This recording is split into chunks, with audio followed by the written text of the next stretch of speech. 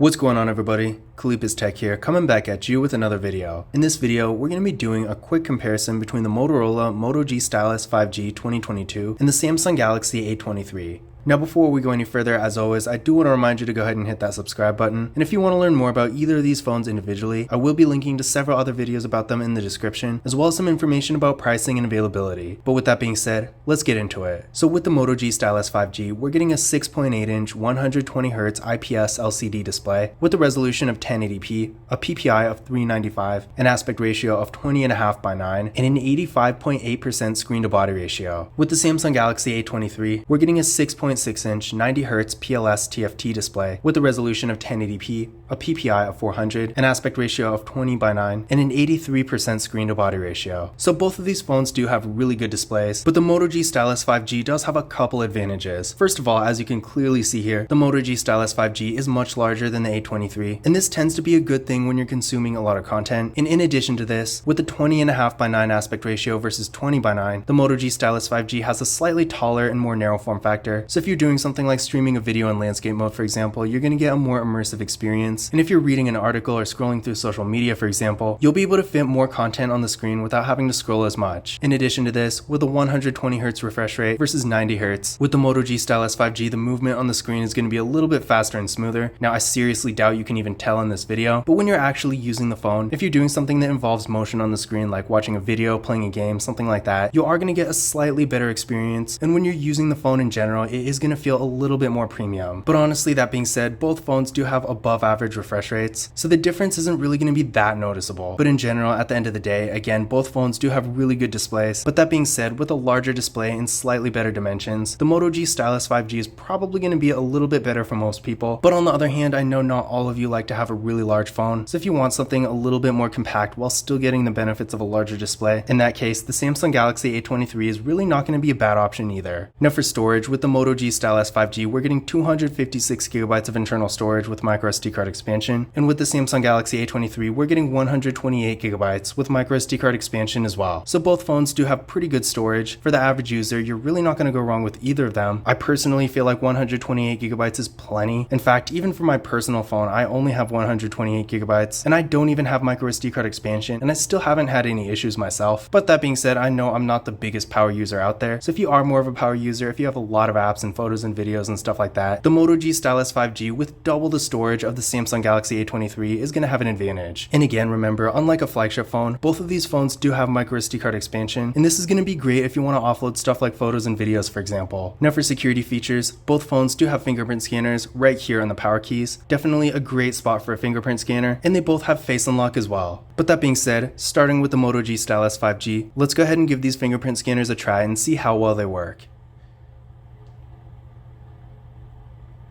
There we go, one more time. And there we go. And moving on to the Samsung Galaxy A23. There we go, one more time.